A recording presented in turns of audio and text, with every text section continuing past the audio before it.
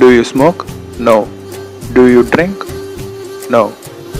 Do you have a girlfriend? No. Then how are you enjoying your life?